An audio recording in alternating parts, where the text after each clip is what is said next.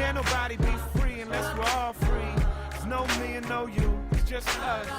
Street preacher, what I grew up in Southgate, which is predominantly Latino, but it's predominantly Mexican.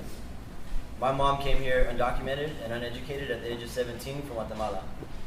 And from the day that she arrived here, she's worked as a domestic worker her entire life. Despite not understanding the education system, she understood what a college education could do in her life, and she understood the value of education. She would always say, whatever you're learning in your books, no one can take that away from you. And so I always had the inspiration. It's not that I didn't have a parent who did not care for me to go to college. When it came down to applying to colleges, she just didn't know how.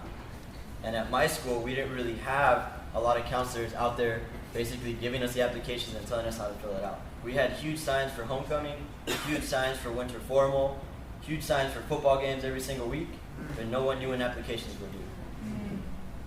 And luckily, we had a college outreach counselor that had come onto my campus from UC Irvine, which is not that close to my neighborhood, but it's probably one of the closer UCs besides UCLA. And he was on my campus once a week, every other week. And I just happened to go in to talk to him, and I said, you've actually taken all the courses that you need. You have the A through G requirements. You've taken the right amount of courses in the right subjects. You need to take the SAT. I had no idea what the SAT was. And I also could not afford the SAT because I was on free or reduced lunch. But thanks to his proactive steps, he got me a fee waiver so that I could actually take the test. I signed up, and it was offered at my school, but I didn't take it there because it was so late. I had to go to a different school in another neighborhood. So I went to Huntington Park. When I arrived there with my pen to take the SAT, as you all know, you can't take it with a pen. I quickly learned that I was not in a comfortable space where I knew what I was doing. But I took the test, and I got a 1260. This is before I became a 2400. And that wasn't great, actually. But I was in the top 2% quartile or whatever of my school. I was one of the better students in my school. And so what ended up happening was I actually was a really great student in a school that was, I found out when I got to college, low income, right? And a lot of you expressed this over the week, and I really want to solidify what you're saying. When I showed up to college, I found out that I was poor. And that's huge because I had no idea what low income was. Yet people who write policy were calling my neighborhood low income. We had already been labeled as something. I was an at-risk youth. I don't know what at-risk I was, but I hope it's at risk of success. And I think, when we were having this discussion about people are afraid to come into our neighborhoods, I'm afraid to come into my neighborhood. Well, then how do we change that perspective?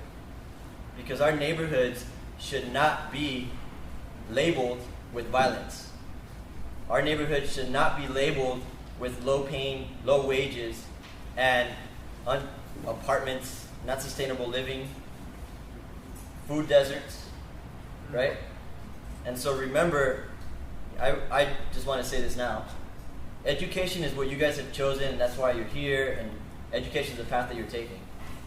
But, for example, in my neighborhood, there are multiple struggles that are going on. So if education is not where you want to be right now, there's plenty of work to be done.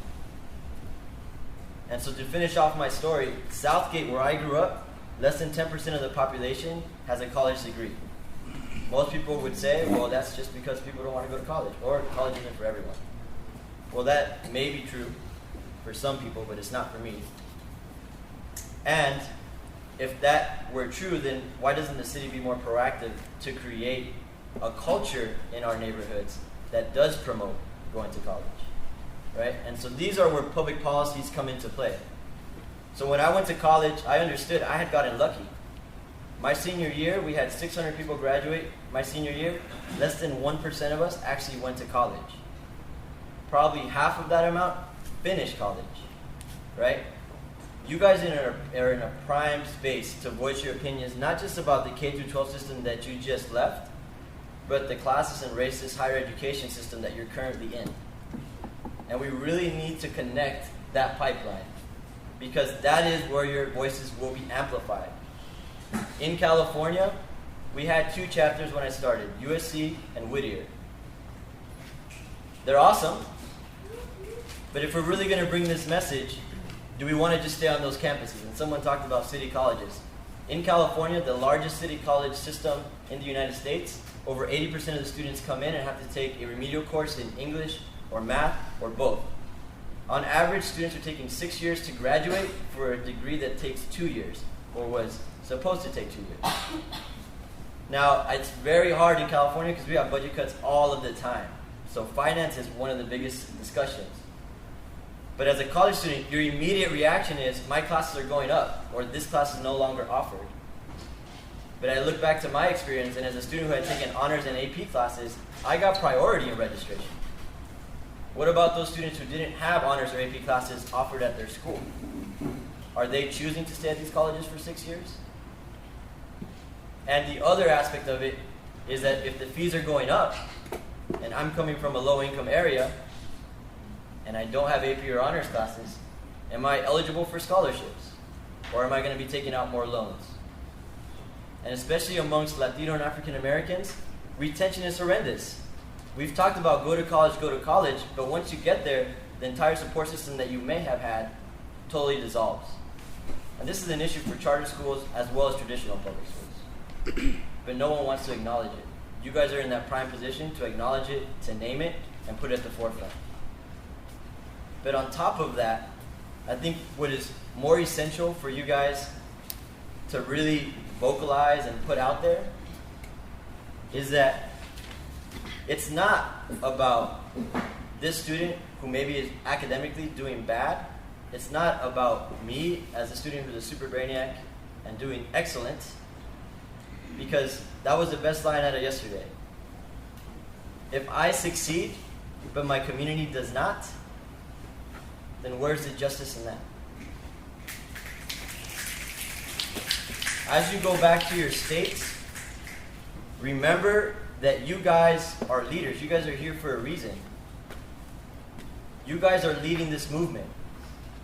And I always say, you have 2 hands. So when you take a step forward, you put back each one of those hands and you bring 2 people with you. Can't nobody be free unless we're all free. There's no me and no you, it's just us. Street preacher, what a fan once called me. I've been called worse and tried to live up. Hope you don't mind a few more stories. I swear to God, y'all, I tell them with love.